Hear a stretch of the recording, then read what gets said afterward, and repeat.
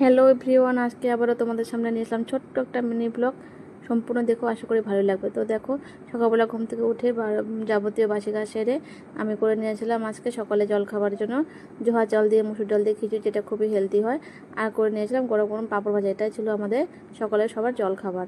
তারপরে আমার হাজব্যান্ডে নিয়ে আসছিলো বাজার থেকে এই মাছগুলা, তো এগুলোকে দুপুরে রান্না করুন। তো এটার জন্য দেখো এগুলোকে ধুয়ে বসে করে নিতে লাগবো। আর দিকে অনেকগুলো বাসন আসলো, সকালে খাওয়া দাওয়ারগুলো ধুয়ে নিতে লাগবো। তো সব কাজকর্ম শেষ করে নিয়ে ধুয়ে পরিষ্কার করে মাছ ভাজাগুলো বসাই দিয়েছিলাম তেলের মধ্যে, গরম গরম ফ্রাই হইতেছিল। আর এদিক দিয়ে বসাই দিয়েছিলাম শাক ভাজা, যেটা নাকি বেগুন দিয়ে করতেছিলাম, লাই শাক আসছিল। কিন্তু দেখো ওই যে গড়বড় হয়ে যায় মাঝে মধ্যে, দুই দিকে করতে লাগে, এই কড়াই ওই কড়াই, সবজি কাটতে লাগে, মশলা রেডি করতে লাগে। তো ওই জন্য মাঝে মাঝে একটু আমার গড়বড় হইয়াই যায়, কিছু করার নাই। আর ভাজা নিয়েছিলাম দুটা শুকনো লঙ্কা শাকের সাথে খাওয়ার জন্য।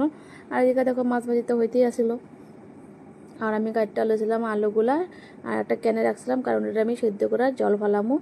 কারণ আমি যেটাই রান্না করি, আলু যেটা সবজিতে দিই, সেই সব সময় আমি সেটারে জলটারে ফালাই দিই লবণ দিয়ে সিদ্ধ করে। আর এদিকে দেখো মাছ ভাজি হয়ে যাওয়ার পরে আমি বসাই দিয়েছিলাম মাছের তরকারি করার জন্য। ওই সবজিগুলো দিতেছিলাম কড়াইতে আর কি, গরম তেলের মধ্যে। আলু দিয়ে ফার্স্টে দিয়েছিলাম সোমবারের জিরা, তারপরে দিলাম আলুগুলা একটু ভাজা নিয়ে, তারপরে দিয়ে দেবো এই পেঁয়াজ আর তোমার হচ্ছে বেগুনগুলা। তারপরে ওটা মাছের জন্য, আর এটা করছিলাম হচ্ছে ডিমের জন্য। রসুন পেঁয়াজ আর তোমার হচ্ছে আলু ওগুলো রেডি করে রাখছিলাম। ডিম রান্না করুম দুইটা না তিনটা ডিম ফাটাই নিয়েছিলাম, কারণ ডিমগুলো অনেক ছোটো ছোটো আসলো, অমলেট বানায় অল্প তরকারি করুম। এটা করতেছি তার কারণ হচ্ছে অনেকে হইতে পারে ইলিশ মাছ আনতেছে আবার ডিম কিসের জন্য। তো ডিম করতেছে এটার জন্য যে আমার বড় ছেলে খায় না, ওটার জন্য। ইলিশ মাছটা পছন্দ করে না, মানে গন্ধটা পছন্দ করে না। আমরা যেমন ইলিশ মাছের গন্ধটা পছন্দ করি, যে জন্য খাই, আমার ছেলে এটা পছন্দ করে না। তো ওই দেখো, ওই যে আবার গড়বড়, ডিমের অমলেটটা ভালো হয় নাই।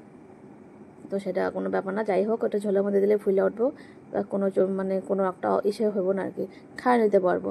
তো ওই যে বেগুনটা আলুটা আর ওই যে পেঁয়াজটা ভাজা নিতেছিলাম সুন্দর করে।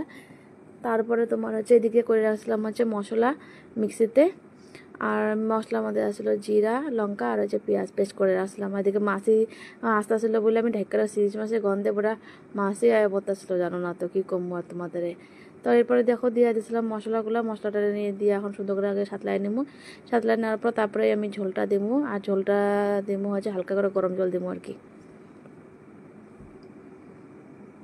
এই যে মশলাটা যখন তেলটা সম্পূর্ণভাবে ছেড়ে দিছে, ভালো করে কষানোর পর তারপরে আমি জলটা দিয়ে দিলাম, গরম জল হালকা।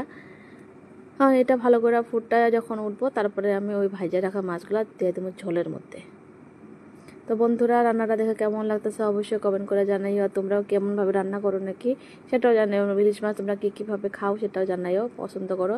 এই দেখো তোমার হচ্ছে হয়ে গেছে মোটামুটিভাবে তোমার ইলিশ মাছের ঝোলটা। এখন ফুটতে থাকে এটা আস্তে আস্তে। এখন হাই স্পিড মানে হাই স্টিম দিয়েছিলাম, এখন লোম করে দেবো। আর ওইদিকে ডিমের মশলাটাও কষা ছিল, আর এটার মধ্যেও দিয়ে দেবো হালকা গরম জল দিয়া, তারপরে ওটারও লো স্টিমে কষা মানে ফুটাইতে থাকুম আর কি, যাতে টেস্টটা সবজির আসে।